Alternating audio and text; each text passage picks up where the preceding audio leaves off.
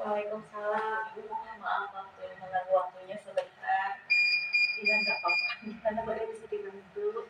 Eee, saya mau berdiskusi menanyakan beberapa hal mengenai pengambilan keputusan yang pernah Ibu alami sejak memimpin sekolah. Apa yang bisa saya bagi nih? Saya di sini baru per Maret, kurang lebih 1 bulan. Tidak apa-apa Ibu, karena dalam 1 bulan saya yakin Ibu pasti pernah mengambil beberapa keputusan. Hampir setiap hari. Hampir setiap hari ya. Setiap hari. Ya, mungkin Bu ini yang pertama. Saya ingin menanyakan apakah Ibu di sekolah pernah menghadapi permasalahan atau kasus atau mengalami sebuah dilema dalam pengambilan keputusan, di mana dua hal tersebut dua-duanya benar, keputusan itu benar sebetulnya, tetapi mana yang harus dipilih gitu, seperti itu. Yang namanya kasus pasti ada. Dan ketika saya datang ke sekolah ini, kebetulan sedang ada kasus yang sedang berjalan sepertinya, dan sudah ada keputusan yang diambil oleh kepala sekolah sebelum saya. Nah, tapi kasus itu belum selesai, sehingga saya dihadapkan pada situasi yang di situ diminta mengambil keputusan, apakah keputusan yang diambil oleh kepala sekolah sebelumnya itu akan saya ambil juga ataukah bagaimana. Itu berkaitan dengan permasalahan guru dengan murid. Ya, jadi ada yang menyampaikan laporan mungkin sebelumnya kepada pimpinan sebelumnya, sehingga langsung ada keputusan dari kepala sekolahnya. Nah, ketika saya menghadapi kasus tersebut, yang saya pikirkan bahwa setiap informasi itu harus diverifikasi dulu kebenarannya, dilihat dulu situasi yang terjadinya bagaimana. Jadi tidak serta-merta ketika saya dapat laporan langsung mengambil keputusan. Jadi waktu itu saya coba untuk memverifikasi orang yang terlibat secara langsung dalam kasus tersebut. Tujuannya adalah untuk menemukan apa sih akar masalahnya gitu, sehingga masalah tersebut jadi muncul gitu. Nah, setelah saya mencoba menggali baik dari guru yang dilaporkan, kemudian ada juga guru yang melapor, kemudian ada juga guru yang memang sengaja saya undang untuk diwawancarai, saya cari tahu. Hampir semua guru yang terlibat di kelas tersebut saya panggil, dan setiap orang kesimpulannya berbicara sesuai dengan sudut pandang masing-masing. Dan sepertinya ketika mereka saya tanya pun, mereka sendiri punya dilema. Jadi kalau saya lihat ada yang menyampaikannya untuk menyampaikan satu sisi kebenaran, tapi ini teman saya. Jadi antara kebenaran dan kesetiaan, ya versinya membela dan tanda kutip. Sebetulnya hal ini sebetulnya masih benar sih gitu, masih dalam konteks mendidik kejadian itu. Anak yang mendidik, tetapi anak yang melapor juga sebenarnya dia nggak salah-salah banget. Kedua-duanya sebetulnya bisa sama-sama benar dan sama-sama salah sebetulnya. Hanya pada saat saya sudah dapat informasinya, saya coba cari tahu. Saya agak senyum-senyum sih, karena masalah yang diributkan dalam tanda kutip itu yang menurut saya adalah dampak dari masalah utama. Masalah utamanya yang diributkan tidak tersentuh, apalagi akan masalahnya. Jadi akhirnya yang kemarin sampai ramai itu adalah masalah ketiga yang muncul dari masalah kedua, masalah ke satu gitu. Dan sementara core-nya yang menjadi sumber masalahnya itu sama sekali tidak tersentuh. Akhirnya ketika banyak pihak yang bertanya, saya tanya, Bapak Ibu tahu tidak permasalahan utamanya apa? Sebetulnya tujuan utamanya adalah untuk mengatasi akar masalah ini gitu. Yang kalau Bapak Ibu sebagai guru tersebut apa yang akan dilakukan? Sehingga saya coba agar mereka bisa punya empati ya, bisa merasakan ada di posisi orang tersebut, lalu keputusan apa yang akan mereka ambil. Dari situ setelah sama-sama melihat situasinya, setiap orang jadi berspekulasi juga, iya ya sebenarnya sih kan itu juga hal yang wajar gitu.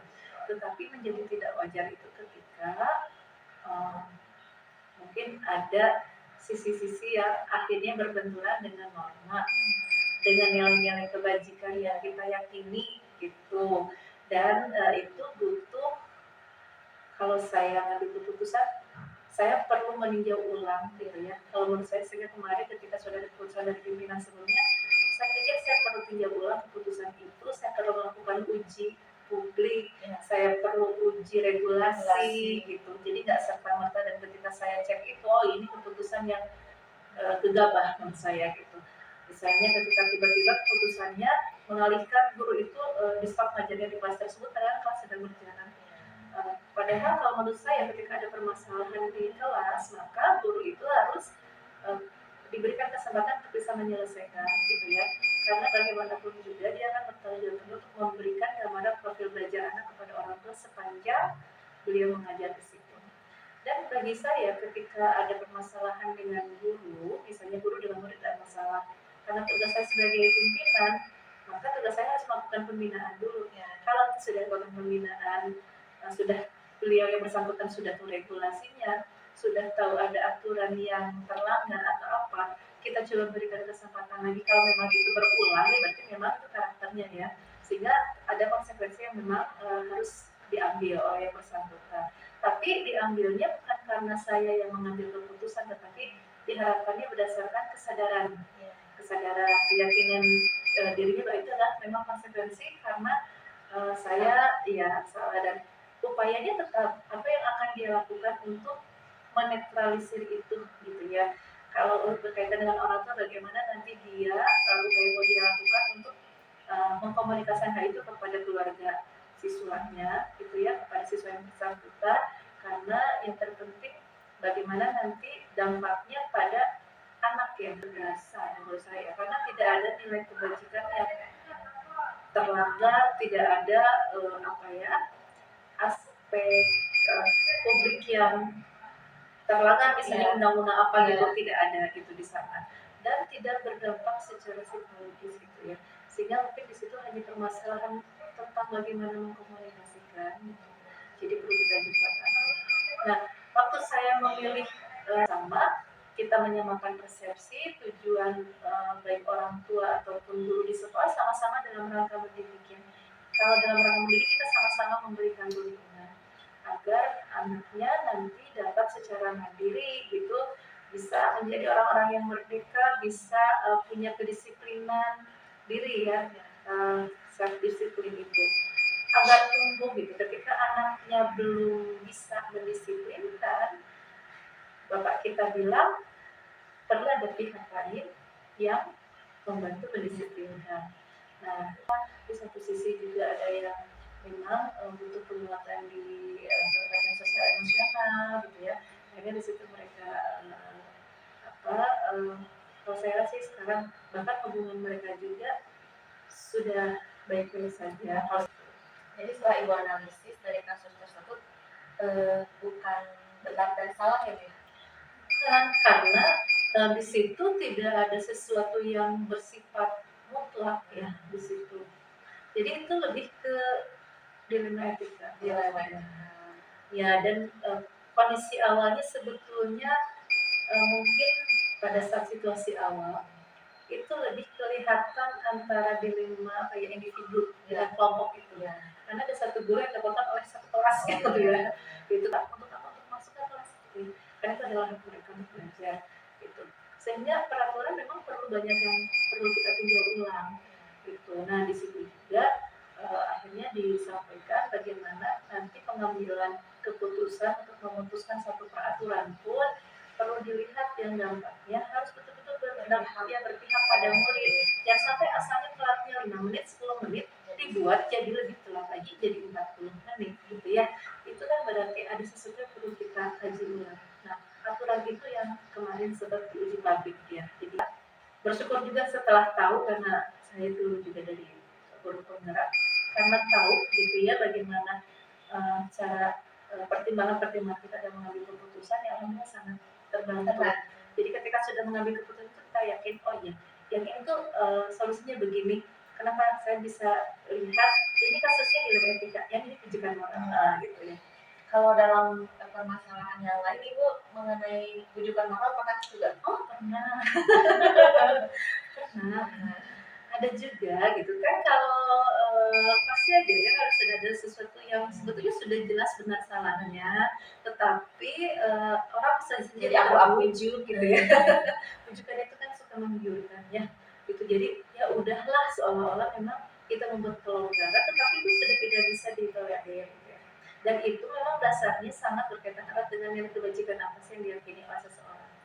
Terakhir mungkin Ibu ya, kalau misalnya Ibu sudah mengambil suatu keputusan, lalu setelah dilaksanakan dirasa oh kurang tepat nih, apakah Ibu berkenan untuk mengubah peraturan itu Ya, setiap peraturan itu atau keputusan?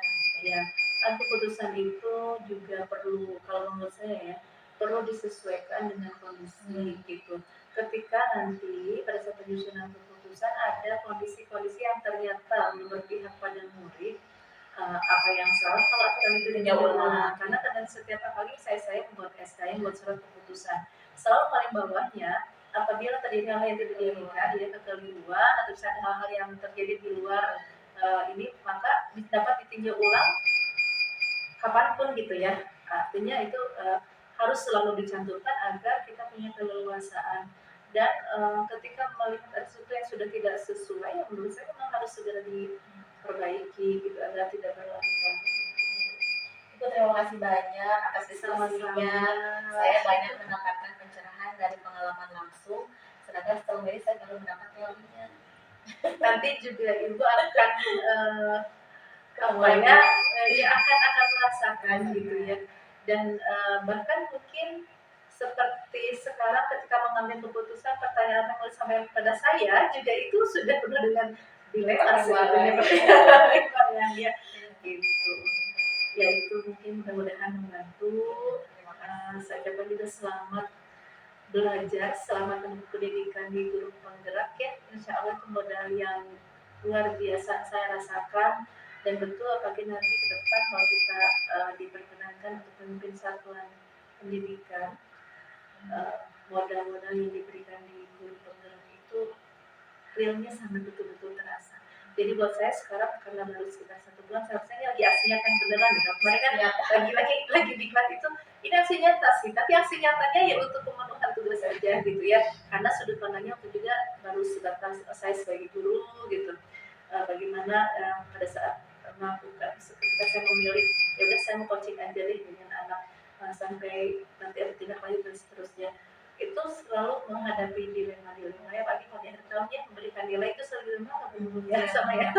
Karena banyak yang belum mencapai KKN. Iya, tapi kita tuh kan ya, jadi dilemanya antara kasih sayang, keadilan kasihan. Iya, jadi itu pasti muncul dilema seperti itu. Tetapi kalau dulu ketika di Guru Penggerak itu, saya juga nggak sadar gitu. Ini saya cuma masa ini bingung gimana ya gitu. Kalau sekarang ketika kita sudah belajar itu lebih peka, jadi begitu ada menghadapi kasus ini langsung ini nih, individual kelompok, ini nih, kasus ini, ini nih, saya harus bagaimana. Dan ketika menghadapi kasus-kasus yang sifatnya rujukan moral, kita sudah langsung, ini ada regulasinya nih, ini sudah jelas benar salahnya nih, ini asuhan tidak bisa terbantah, sehingga nanti harus tegas. Ya itu hal-hal yang memang di sana saya tidak memberikan toleransi misalnya ya. Kenapa? Karena itu berkaitannya fatal, bisa gitu mungkin ya. Nanti selamat kasih banyak informasinya, mohon maaf mengganggu waktunya. Kalau lain kali mau saya tolong dibantu. Siap, maka itu dengan senang hati. Assalamualaikum Waalaikumsalam warahmatullahi wabarakatuh.